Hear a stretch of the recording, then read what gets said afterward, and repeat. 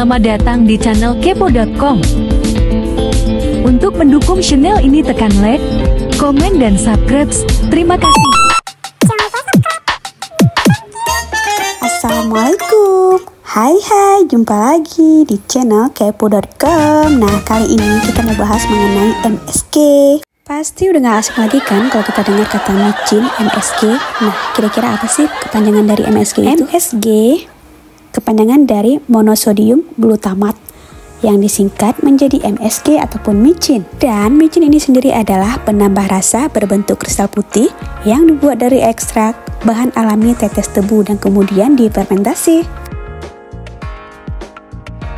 Siapakah pencetus MSG tersebut?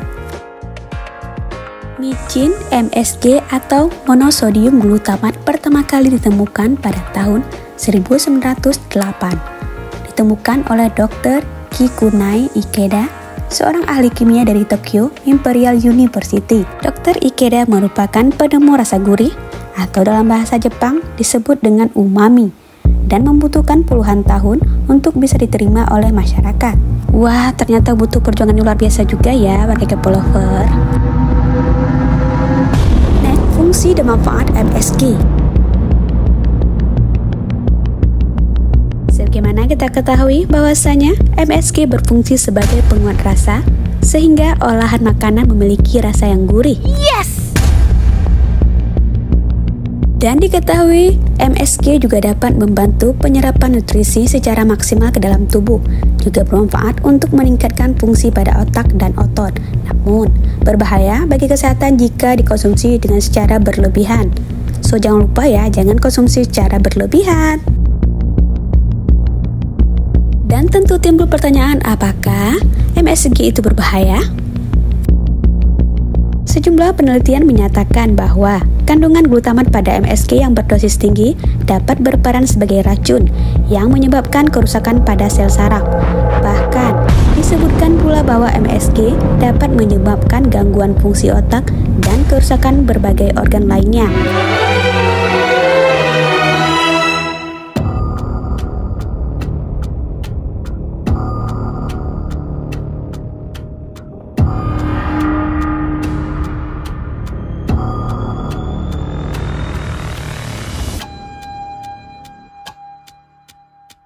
Dan ternyata, di balik rasa gurih yang diberikan MSG ataupun micin, efek berbahaya bagi tubuh bila dikonsumsi secara berlebihan.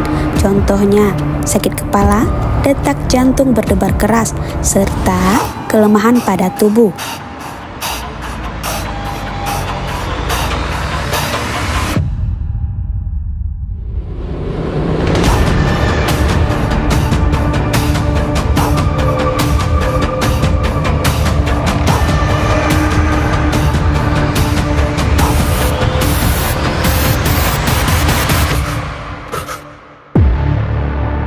Apa manfaat micin untuk kulit?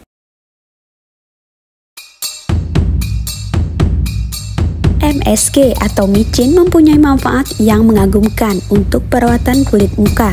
Ini bisa dipakai sebagai pencuci, anti penuaan, serta menangani jerawat. Namun, para dokter menjelaskan bahwa micin atau MSG yang digunakan di wajah sebagai masker secara teori tidak bisa menembus ke kulit.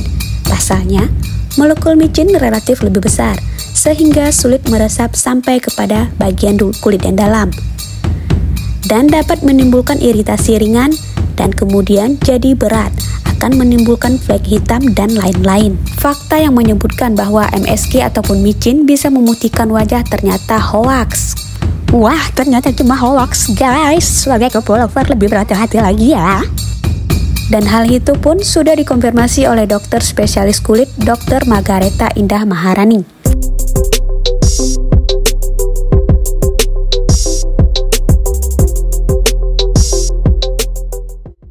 Nah, warga kepo lover, kira-kira kamu tim mana nih? Tim tetap pakai micin sebagai masker wajah ataupun di tim tidak lagi menggunakan micin sebagai masker? Kamu tim yang mana? Komen di bawah ya. Nah, kira-kira siapa sih yang pertama sekali memviralkan masker micin ini? Yuk kita simak ya video ini. Salah satu tren kecantikan yang pernah viral menggunakan MSG atau micin sebagai masker wajah. Resep masker ini pertama kali dibuat oleh pengguna TikTok yang bernama Bindia Tamayo, di mana Bindia Tamayo ini memiliki 2M pengikutnya di TikTok.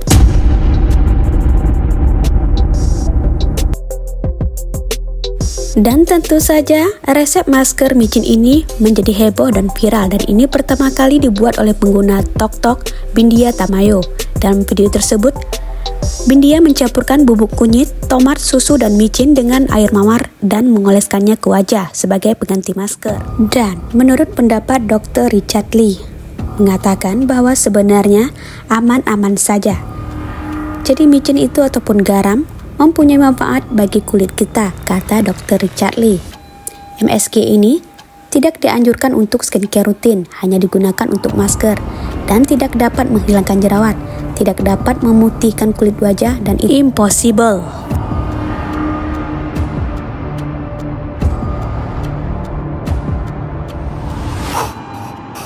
Nah, warga Kepo Lover, gimana nih menurut kalian setelah mendengarkan pendapat dari Dr. Richard Lee?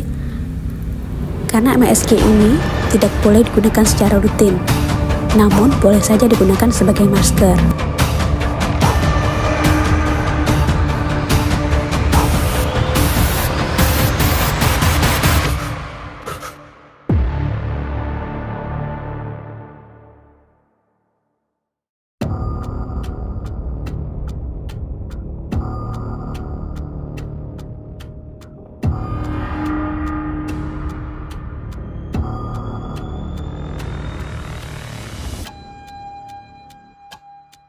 So, pastikan jika kalian pengguna micin secara rutin, hindari secara rutin dan pakai sesekali saja ya.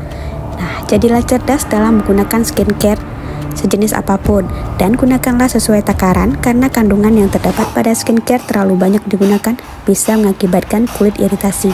Nah, maka dari itu disarankan menggunakan skincare sesuai dengan takaran ilmunya ya. Ingat, kulit adalah aset penting yang perlu dijaga dan dirawat oleh setiap wanita. So, dukung terus ya channel ini, kepo.com. Terima kasih. Assalamualaikum warahmatullahi wabarakatuh.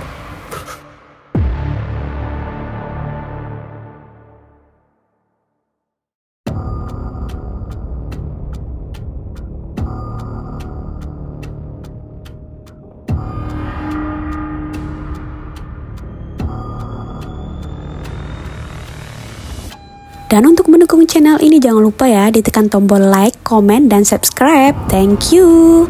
Happy watching.